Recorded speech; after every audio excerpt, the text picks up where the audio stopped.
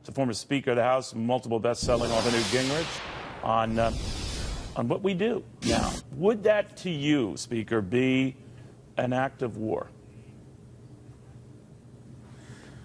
Well, no, I think it's an act of provocation. Would only be an act of war if it went off over Guam or Korea or Okinawa or Japan.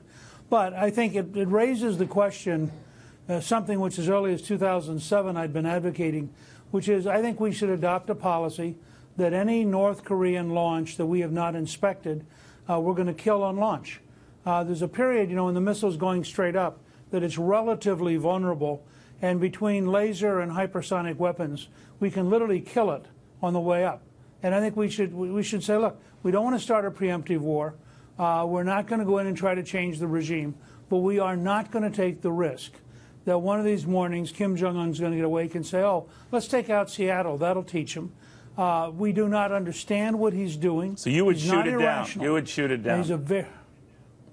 Absolutely. All right. And of course, there is the danger if it's nuclear. If it's nuclear, you could be doing a lot more harm there. But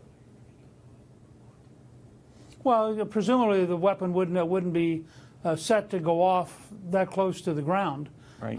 And therefore you would take it out before it could go off. But you're also saying to the North Koreans, we really don't trust you, and because we really don't trust you, we're going to functionally disarm you.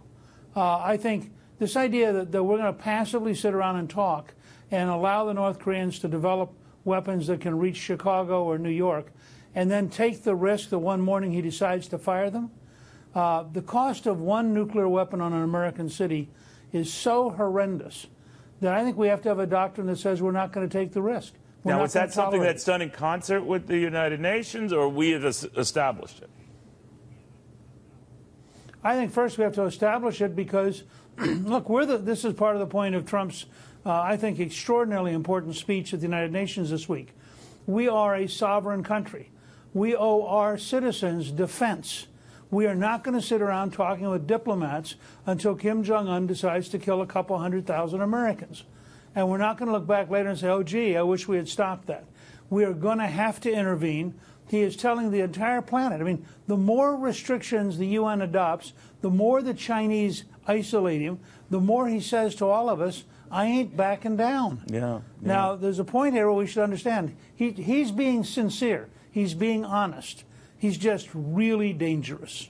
Yeah, some would say in the face of the timing of this, he's also being very rogue, and he doesn't care what China thinks. But you said something interesting. You wrote recently after the president's speech that it was an intellectual call to arms, referring to his address to the United Nations. You said that United Nations sovereign members need to think critically about whether it's in their best interest of their citizens to allow terrorism and unstable rogue regimes. But they have a history of doing just that. Sure, and so do the democracies. I mean, the behavior of Neville Chamberlain and others in the 1930s is pretty normal. Democracies don't like to fight. They like to think of a world where everything's going to work out. The entire Obama foreign policy was based on a fantasy that if we were nice to everybody, somehow things would get better. They, for example, empowered Iran in ways which people will look back someday and say were utterly insane. Flying airplane loads full of cash into a dictatorship, which, by the way, in August, their parliament met to adopt a military appropriation and chanted death to America. Now, I would say to my liberal friends, what do you think the Iranian parliament means when they're all there together chanting death to America? I suspect that means death to America. And we need to get what Trump was doing was setting the base for a serious foreign policy based on national interest and saying to other countries, by the way, we fully expect you to have national interest too. And he's repudiating the globalist idea that diplomats going from 4-star hotel to gourmet restaurant to 4-star hotel to gourmet restaurant somehow are going to solve the world's problems. And I think it's a hugely important speech. Yeah, there's a big disconnect there. You started this online class that, for lack of a better descriptor, I guess, tends to look at all of these issues, but in a different context. Could you explain? Sure. We did. You can see it at defendingamericacourse.com. I decided, as I looked at Antifa and all of these other kind of left-wing activities, as I looked at a lot of the elite media, you looked at things going on college campuses, somebody had to go back to the Margaret Thatcher rule that first you win the argument, then you win the vote. And we need to arm American citizens with arguments about why the Second Amendment matters, why religious liberty matters, why the Constitution itself matters. So I've begun putting together a class. We have 6 lectures so far. They're available to anybody who wants to go to defendingamericacourse.com. And it's based on a very simple notion. America is worth defending, and if we don't defend it, then the people on the left who don't believe in America are ultimately going to win the argument and teach our children and grandchildren to no longer think that the American values, the American Constitution, the American rule of law is really worth defending. Well, I've got you, Newt. Your thoughts on this latest health care rework Republicans are cooking up.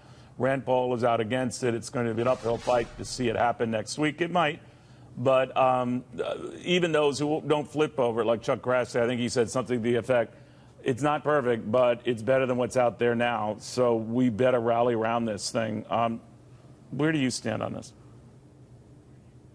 Well, I think Senator Grassley was exactly right. I think we're in a position where people are now beginning to realize if we don't act by the 30th of September, the window closes to pass something with 50 votes. And I think they also are realizing you can't measure the bill, the Graham-Cassidy bill, against perfection. The question is it better than Obamacare? Does it start us down a road that is better than Obamacare? There are going to be follow-up legislation. There are going to be lots of implementation steps.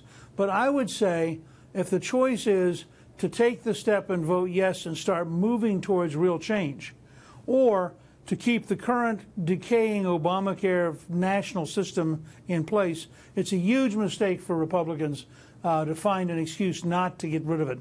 And I think that they're very close to getting 50 votes. I think it's still uphill, but it's not impossible. And frankly, I just like the resilience and the energy and the enthusiasm and the fact that they're trying this hard. I think that's the right reaction to something which has become a national disaster. All right, Newt Gingrich, it's good seeing you again. Thank you very, very much.